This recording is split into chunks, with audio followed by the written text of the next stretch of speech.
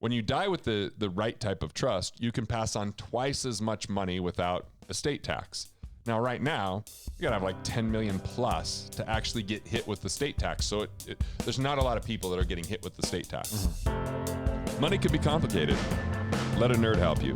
We're here to demystify the complex nature of money by getting you answers from financial nerds and whiz kids.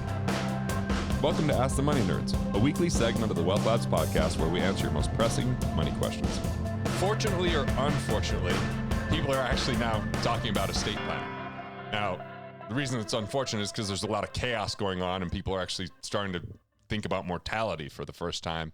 That's unfortunate. What is fortunate is people are starting to address like things that I think are basic that when addressed can really help, as far as transfer of wealth. And the question becomes, when do you consider it wealthy? And, how much money do I have to have before I start? So we've had a few questions come in on Ask the Money Nerds. I've got Aaron Anderson, the president of Wealth Labs here. So what do we got going on? Let's start with the first question here is, do I need an estate plan? I don't feel like I have enough.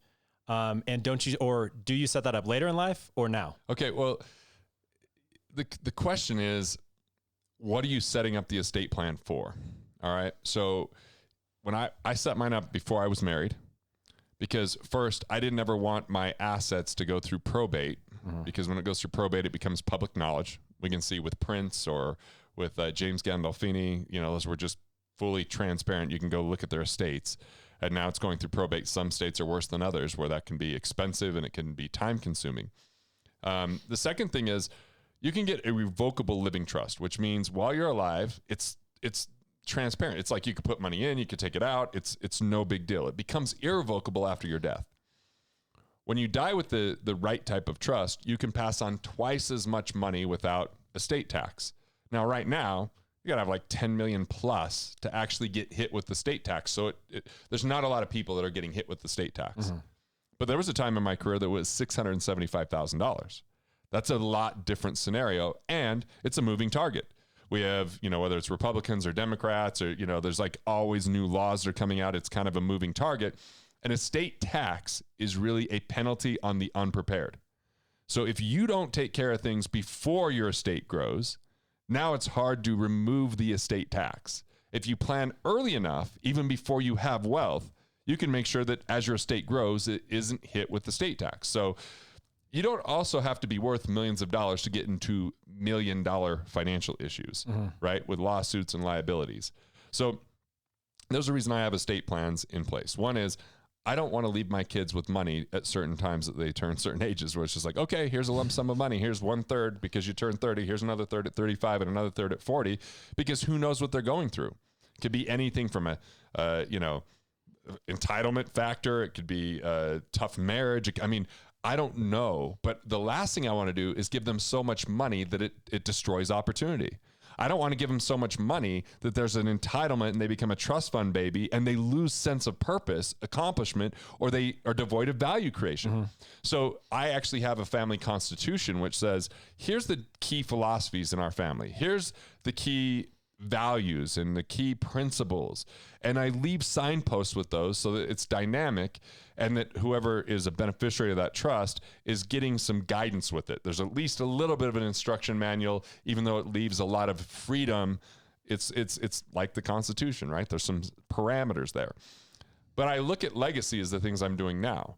What am I doing with the family mission statement, with family values? What are we doing with our family meetings? What are the conversations we're having? How am I leading as a father and even as a husband? Because this is a big factor. On the drive up here, I've got my 14-year-old with me right now as we're filming. He's running the control board. And we had a powerful conversation about life and happiness and, difficult thinking and, all this kind of stuff, because the time that we spend together is part of that. So an estate plan can come with a will, a trust, powers of attorney.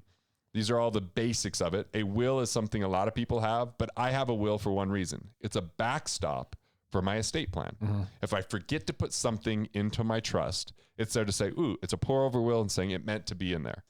Because there's a lot of people that set up a trust and they don't fund it. They don't change the, bank accounts. They don't change, the title to their house and those kind of things. So it's not only getting it, it's implementing it secondarily. And I think that as a single person, why would you want an estate plan? Well, you might not have heirs that are your kids, but you might have other people in your family you want to be benefited from this, or you might have charities. So it allows you to direct what's going to happen with your estate when you're gone, right? And if you just leave that up to the courts, where's that going to end? Is that what you want?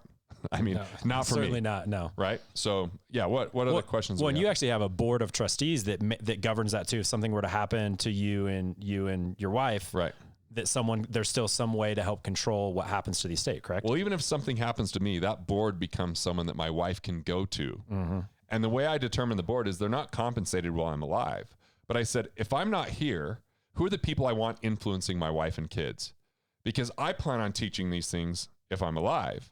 But if I'm not, who do I share those characteristics with, or did I learn from, or what am I looking to be like in those areas where they're examples? I want them to be examples to the kids, and I want them to read the family constitution to think about how to navigate this, because technology is going to change. There's going to be artificial intelligence.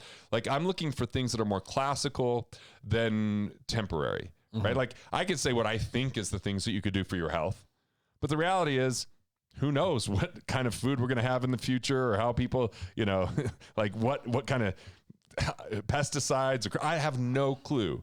All I could say is, I know that getting sunshine is helpful for vitamin D. I know sleeping is really good for you. I know drinking water is really important. I understand movement is great, and mindset. Those are 5 things that I think are going to be more timeless in health. So I have that as an outline to teach them some lessons that I learned. So hopefully they don't make all the mistakes on their own.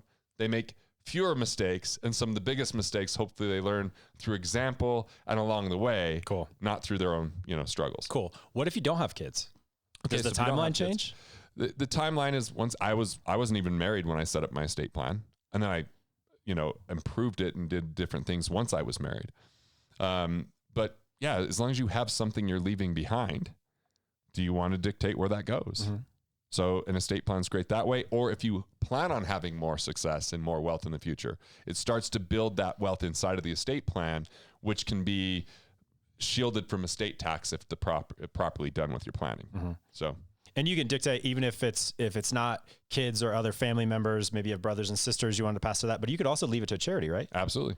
Yeah. I mean, that's the thing, is an estate plan is really designed, it's called a trust because back in the day it was like you're trusting a neighbor, right? And now there's documentation for that to say, hey, I'm leaving this in trust, and here's what I want to have happen. You can create incentives in that trust. I could say, hey, if my kids are willing to read a certain book and do a book report on that, they can get compensated. Or I could say, I will match funds that go towards the start of a business, or will lend at a certain interest rate that's a little bit better than the institutions if they do certain things and meet with the board. Like, I can create incentives that incentivize good behavior, instead of saying, oh, they can do drugs and sit on the couch and play Nintendo, or what is it? That shows how old I am that I just said Nintendo. Yeah. Right. Just dated yourself a little. Totally. As my son would say, he called me boomer. But he said, Dad, why do you look so much older than Mom? I'm like, what do you mean? He goes, well, you look a lot older than her. I'm like how much older? He goes, I don't know, you look like you're in your 60s or 50s. I'm 41. Is that because you didn't give him credit for the reason you have gray hair is the kids? Yeah, he knows that. He's really well aware of that. So he's smiling over there. But so yeah, like, what do you want to have happen with your money? And plan early, because if you're going to have more success, like, I think that the notion of you have to be extraordinarily wealthy, well, you might have to be really wealthy to do asset protection trusts. Okay. Or offshore planning, right? I don't, like, those are totally different than a basic revocable living trust that you can put money in, you can take money out, you're full control over it while you're alive, but then you're spelling out what you want to have happen. Got it. After you're gone, who you want it to go to, where you want it to go, more tax efficiently, and after you're gone, it creates liability protection because it becomes irrevocable upon death. Cool. So it doesn't matter what kind of income level you're at. An estate plan is always something that should be considered for anybody. Right. I think, a basic, now, if you're living in poverty, it's probably, if you've got no assets to your name, yeah, there's other priorities above this. Because there is some kind of cost to create this, correct? There is. But if you're even in a middle class, level, absolutely something to consider. Okay. Right. Absolutely. So look, we're helping you to understand and navigate this. And if you don't have a lot, it doesn't have to be complicated. It doesn't have to be expensive. But even my grandparents, okay, I had a set of grandparents that my grandfather was pretty much a coal miner, lived in this house that was probably worth $30,000 at his death, didn't save up a ton of money. The reality is I still did an estate plan so that the kids didn't fight over things. I wanted it spelled out, right? My other grandfather, I remember my uncle telling my mom, why is there all this estate planning? And my attorney told him, he says, Garrett wanted a Ferrari of estate plans because he didn't want to see this become a problem. And there still was a few issues, even upon my grandma and grandpa's death, with a little bit of bickering within the family, but it was so minimal compared to what I saw without estate plans. So it's an act of love. It's a gift for others. It's more selfless rather than selfish, so that you can make sure, what do you really want to have to improve people's lives after you're gone?